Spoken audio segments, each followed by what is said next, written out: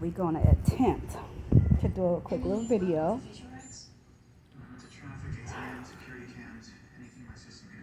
I fucked around and put on the wrong deodorant, so you know how that goes. I've been over here going through it.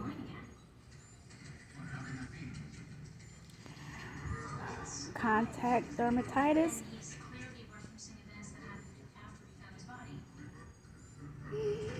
That's all I can say. That's all I can say. That's all I can say. All right. Let me shake it off. All right. Anyway, now let's talk a little about the term protective style. Now, it's a term, and when it comes to me, my terminology, how I relay things or how I use things in the hair industry world, as far as terms, sayings, things like that, wording that the public use that they will understand that's not so much understood within the hair industry, even though they kind of know what you guys are talking about or things like that. So for me, I just kind of want to keep things relatable as I try to grow and as I try to communicate with all of you. So when it comes to protective stylings, for me, I say like a protective style would be something like a wig. Why do I say that? Because for me, anytime I braid my hair up underneath the wig, I'm not a wig wearer, first off, so we're just gonna start there. But when I do use the wigs, when I do wear the wigs, I'm using them as a tool, okay? Part of the treatment process that I'm going through, or whoever may be going through. So I say it's a protective style or a cover up. Most of the times, when I say protective style, I'm really referring to something that's like a cover up, to cover up your hair, to help, you know, give your hair a different, to make your hair look different. Just say it that way. Let's just keep it easier. Keep it nice and simple. To make your hair appear different than what you want. Like, you know.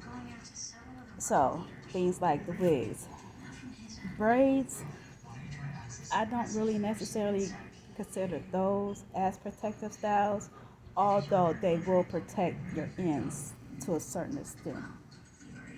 So, but those I don't, I think I use braids more as a tool for growing or to cover up for fashion, those type of things. Um, what else will people consider protective styles? Really, off the top of my head, other than braids, I don't even think people have started saying wigs are protective styles.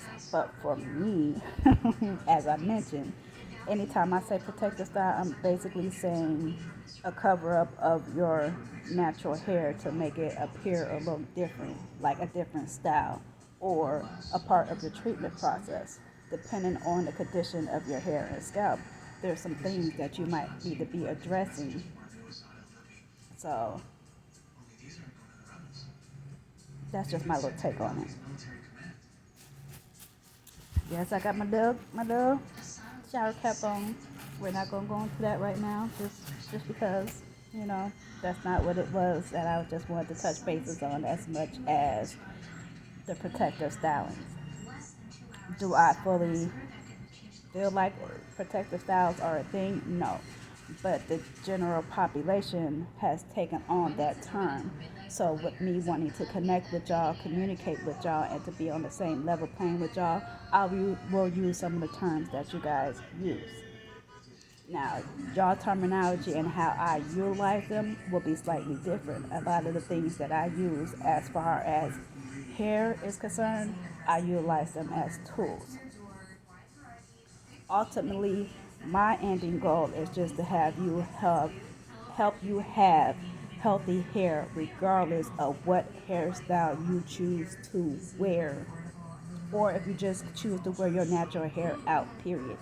Like there's no style that I don't feel you have healthy hair with. Now, some of my target is for the low porosity resistant hair. A lot of times, like the type 4 type hair, the curly girls, the curly curls, you know what I mean? The real tight curls, because those are the ones that typically will have the most issues getting to know their hair, getting to understand their hair and what their hair really needs. So, and then that's not it,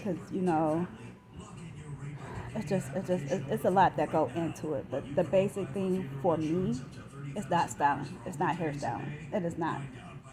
Most of the conversations or most of the things that I put out there is not going to be geared toward the actual style of your hair as much as the health of the hair, regardless of the style. Okay? So, when talking to me, when getting to know me, when coming across my website or any of my platforms where I am slightly starting to introduce y'all to the things that I'm working on, or to let y'all see what it is that I'm really doing. Okay, it's just me wanting to let y'all know. So even though I don't necessarily feel protective styles is a real thing, for me, you say protective style, I'ma think like a cover up. I'ma think utilizing it as a tool. I'ma think as part of your treatment plan. I'ma think as part of the regimen you're trying to create. I'ma think as part of you fixing whatever conditions is going on with your hair and your scalp. Or I'ma think you just want to have a different look for a little while. Nothing more to it. Just that. So, and then like as you, because that in the world, not in the actual professional hair world, are all the terms that are out more in like the society world being used. However, if you're like me and you actually want to be able to connect with people or use the same terminology as them, but in a different sense to help them better understand, that's what I'm for. That's what I'm for. That's it. So I got to get better at watching these times. But yeah, that's really it. I just wanted to give my definition of protective styles. Although your guys' definition of protective styles might be different, I can relate to what you're trying to tell me. And for me to show you that I understand what you're telling me, I will use the certain terminology you guys are using, just not the same way. I'll do that.